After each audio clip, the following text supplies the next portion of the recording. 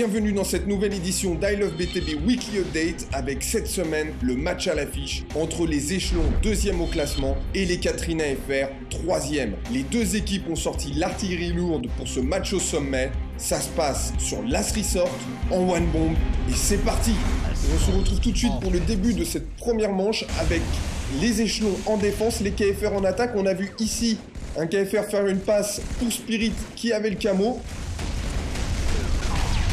Les échelons qui opèrent une défense basse pour cette première manche. Et on voit ici Spirit entouré de points rouges. Littéralement au milieu des échelons qui ne l'ont pas vu. Il rentre dans la base accroupi. Son infiltration marche à merveille. Mais il n'est pas camo.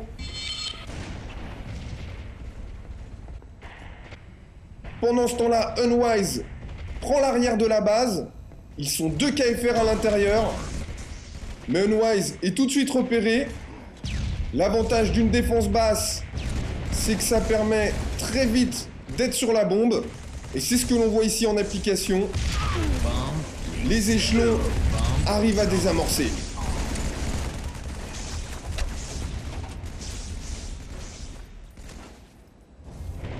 Nous sommes dans la continuité, on voit ici Brut James prendre le camo. Pendant ce temps-là, le Pilop arrive avec la bombe en mangouste. Il temporise dans la bonne pièce pendant que son coéquipier se fait éliminer par les échelons. Des échelons toujours en position défensive basse. Là, on repasse sur Brut James qui passe côté le Pilop. Et là, ça va être très vite. Ça communique entre les deux KFR. Passe de l'Opilop pour Brut James qui a toujours le camo, amorce. Mais les échelons, une nouvelle fois, grâce à une grosse densité défensive, désamorce. 0-0 sur cette première manche.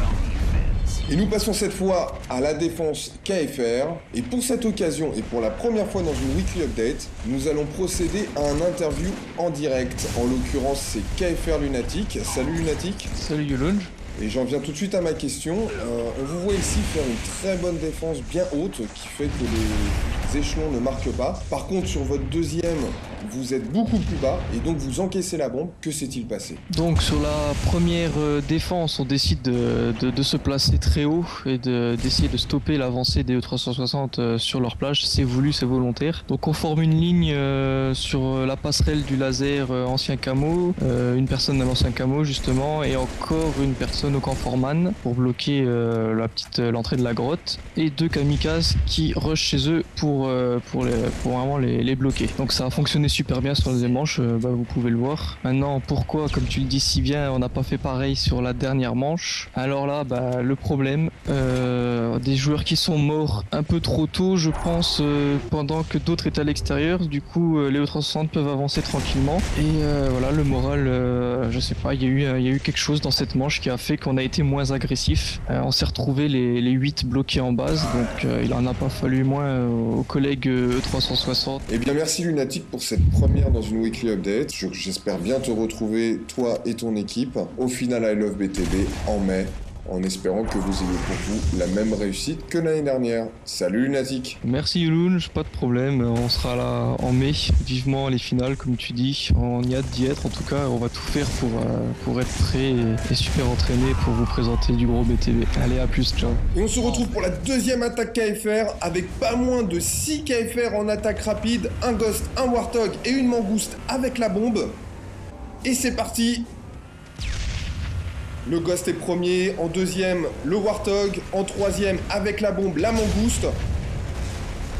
Le laser échelon est totalement à l'opposé du jeu, ce qui permet au véhicule de passer. Le pilote qui est one shot avec la bombe arrive à contourner l'angle. Il est toujours one shot en arrivant dans la base. Il se fait éliminer par les échelons en défense, mais Spirit récupère bien et amorce. Et là va commencer le travail de Unwise et de Nico qui croisent bien de les colos. Et ça continue sur Psycho. Et ils finissent sur Crazy. Le travail à 2 paye pour les KFR. 1-0 pour les KFR. Et on se retrouve sur la dernière attaque échelon. Ils sont menés 1-0. Ils se doivent de marquer pour obtenir le match nul sur cette manche. Ils se font drainer. Psycho, qui a la bombe, passe derrière la caisse. Le défenseur KFR ne le repère pas. Psycho temporise. Pendant ce temps-là, Gunkso Shot récupère le camo. Il va à la rencontre de son coéquipier. Psycho lui fait une passe.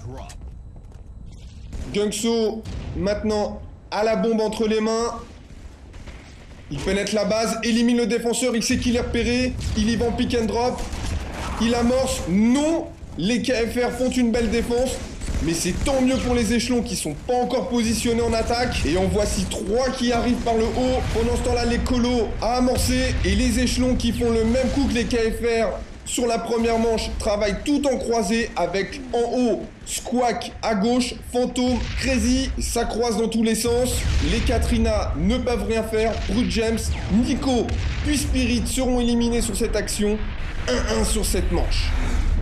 Au final, les échelons s'imposeront 2-1 dans ce match qui fut pour l'instant le plus serré depuis le début du championnat entre deux équipes. Sur les autres matchs de cette dernière journée, les Straight and Honor s'imposent 2-1 face aux Burning Heads, les Extrêmes s'imposent face à X Gaming ainsi que MDTF Gaming. Au classement, MDTF consolide sa place de premier, les échelons suivent à 3 longueurs. Entre le 3e les Extrêmes et le 6e les FF, il n'y a seulement que 3 points d'écart. Les Extrêmes et les SNH réalisent la bonne opération de cette journée. Vendredi prochain, les SNH recevront les échelons, les Katrina rencontreront les Fairfrag, MDTF sera opposé à It's Gaming, enfin Burning Heads recevra Extreme Gaming. Côté I Love Halo V8 amateur, les Extrêmes et BPK se séparent sur un match nul. FDL s'impose 4-0 face à la deuxième équipe MDTF. Burning Heads 4-0 face aux Girls Katrina. Et enfin, G360 s'impose 4-0 face au SNH. Au classement, les FDL continuent leur marche en avant avec 15 points, suivis à 3 longueurs par les G360. Et entre le 3e et le 6e de ce championnat, seulement 3 points séparent les équipes.